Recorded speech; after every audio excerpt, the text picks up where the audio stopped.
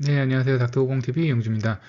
이번 영상에서는 뇌수술 환자 관련해서 뇌수술 환자의 뭐 특징이랑 늑연골의 장점 뭐 이런 것들 몇 개 설명하면서 저희 뇌수술 케이스가 어제 있었어서 그거에 대해서 좀 설명드려 보고자 합니다.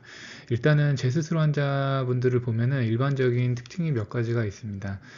가장 먼저 이제 환자분들을 상담하기 시작하면 뇌수술 환자분들이 일반적으로 다 그렇지는 않습니다. 전혀 그렇지 않으신 분들도 계시지만 심리적으로 조금 이제 이 수술에 대해서 결과에 대해서 불안감이 좀 있으시고 또 아주 작은 디테일에도 오히려 초수술 환자분들보다 조금 더 감각적으로 집착하는 그런 경향들이 보이는 경우가 있습니다.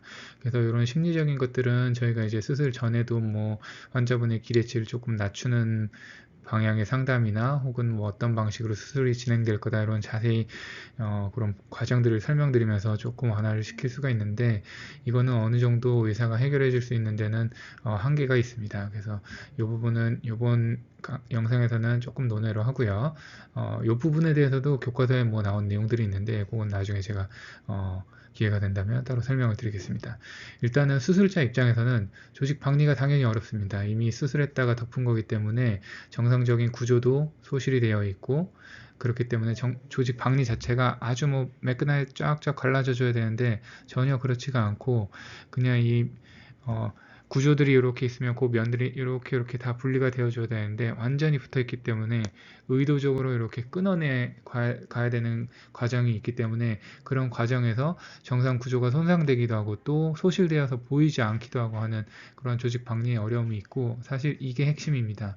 조직 재수술이라도 조직 박리가 잘 되고 정상 구조만 잘 소실이 되어 있지 않고 잘 남아 있다면 수술하는데 크게 문제가 되지는 않습니다.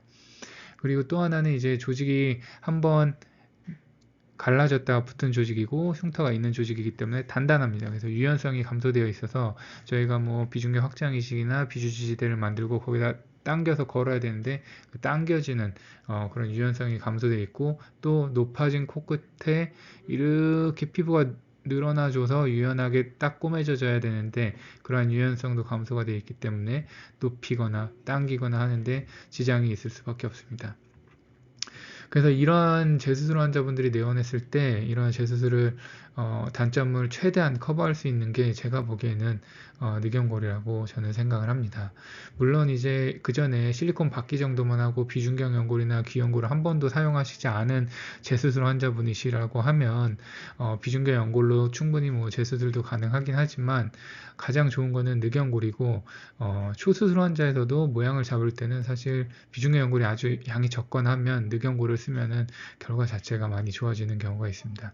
왜냐하면 늑연골은 일단 비중격이나 귀연골에서처럼 연골 양의 제한이 비교적 적고 양이 비교적 충분하다는 장점이 있고 이 양이 충분하면은 수술자는 이렇게도 세우고 저렇게도 세우고 막 합쳐서도 세우고 하면서 코끝을 조금 더 높게 세우는 그런 행위들을 할 수가 있기 때문에 양이 많다는 것은 아주 수술자에게는 결과를 좋은 결과를 내는 데는 중요한 그런 요소고요.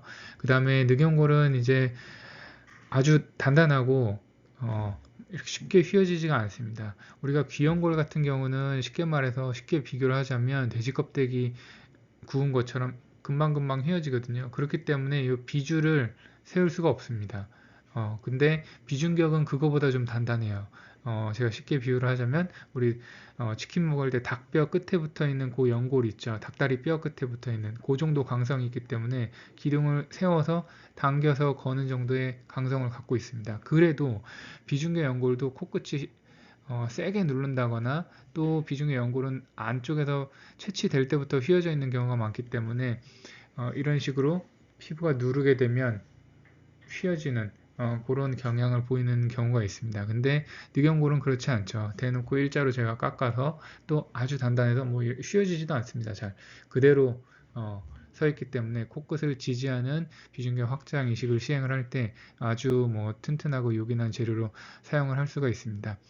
그러면 여기서 잠깐 다른 얘기를 하고 지나가면 그러면 수술 후에 코막힘이 보통 우리가 이렇게 세워놓은 비중격 연골이 눌려서 휘면서 스스로 코막힘이 생기는데 그러면 늑연골로 사용하면 그렇지 않냐?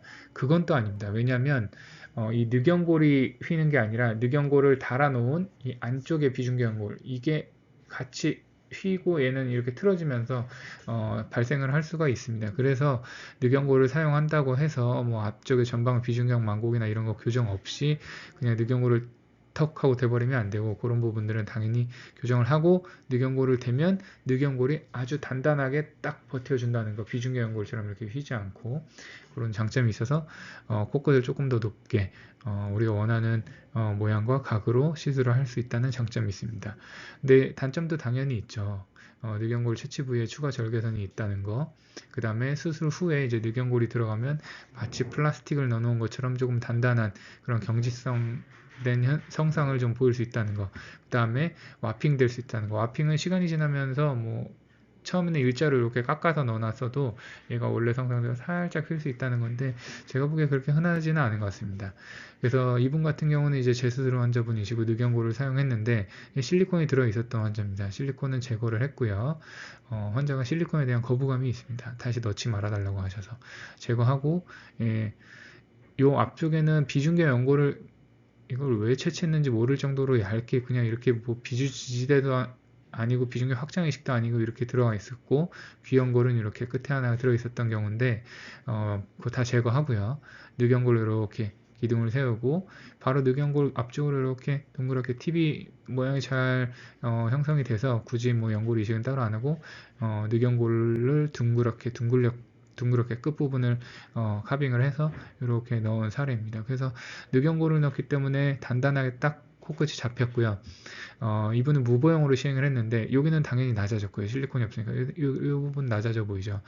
이 부분은 아마 높이가 조금 낮던지 거의 동일할 겁니다. 여기는 어떻게 했냐면 무보형으로 했는데 비중계 연골 채취된 거 있죠. 그거랑 늑연골 채취할 때 지방 조직 좀 채취한 거랑 늑연골 그리고 늑연골이 안쪽이랑 겉에 쪽이랑 조금 성상이 다른데 그 조금 더 야들야들한 성상이 있는 부분이 있거든요. 그 부분이랑 아까 비중계 연골이랑 그 다음에 지방 조직은 그거는 다 흡수되기 때문에 그걸 쓸 수는 없습니다. 그건 풀 같은 역할이라고 보시면 됩니다. 그냥 연골 파편들을 붙이기 위한 그래서 그런 연골들과 지방 조직을 사용해서 요 자가 보형물을 만들어서 이 부분에 이렇게 삽입을 했던 경우입니다.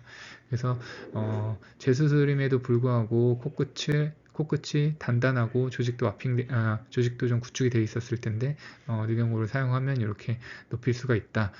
그런 말씀을 드릴 수가 있을 것 같고요. 이번 영상에서는 재수술 환자 일반적인 특징 포함해서 이런 단점들을 늑연골이 어느 정도 해결해 줄 수 있다 이런 얘기를 드렸는데 재수술에 관련해서는 요즘에는 제가 초수술보다는 재수술 결과에 조금 더 집중을 하기 때문에 초수술은 얼추 다 결과가 잘 나옵니다. 그래서 재수술 관련해서 또 재밌는 영상 있으면 다른 영상으로 찾아뵙겠습니다. 감사합니다.